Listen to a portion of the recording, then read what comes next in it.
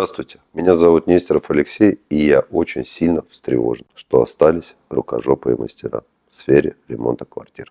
Ну как? Как так можно было допустить вот такую щель? И для чего, я не понимаю. Но у меня только один вариант остается. Скорее всего, вот для вот этой мухи, она там живет, да, логово ее.